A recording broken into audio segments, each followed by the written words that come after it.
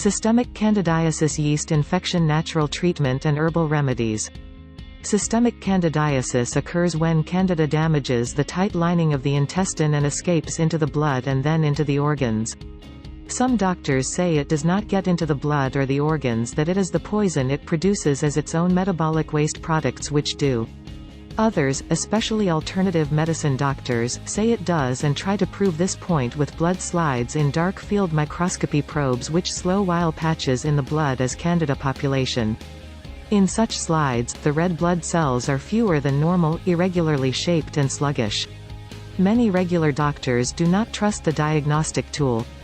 It is recommended that anyone diagnosed with systemic candidiasis have his or her immune or HIV status tested as well. The symptoms of the condition are legion, which is why it often misleads some doctors.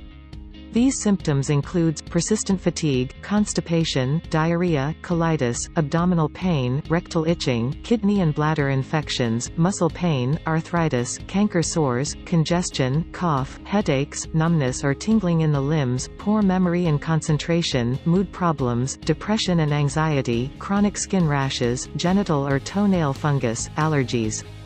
Treatment goals.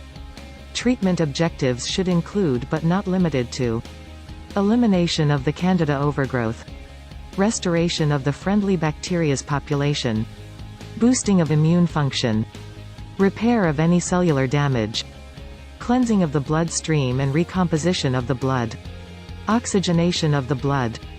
Some remedies. Although Candida is stubborn, especially in systemic candidiasis, there are many herbs and herbs formulas it yields to in the end. The starting point for a cure is to make the blood and the body alkaline. Dr. Robert Young has educated us that Candida or other pathogens can have no foothold in an alkaline environment. In his pH Miracle book, Dr. Young shows in laboratory experiments that fungi and mold, like all yeasts, are developed from bacteria which devolves from microzyma, a microscopic organism inside all cells, plant, animal or human.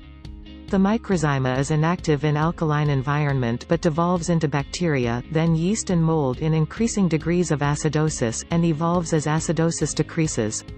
This is why we always suggest generous consumption of deep, leafy vegetables and alkaline-forming fruits and blood-cleansing and alkalizing, chlorophyll-2-rich green drinks such as wheatgrass, barley grass, spirulina, kale, cilantro, papaya leaf, lemongrass leaf, chlorella E, T, C. Golden seal root offers vast antibiotic potential. So does mango seed extract.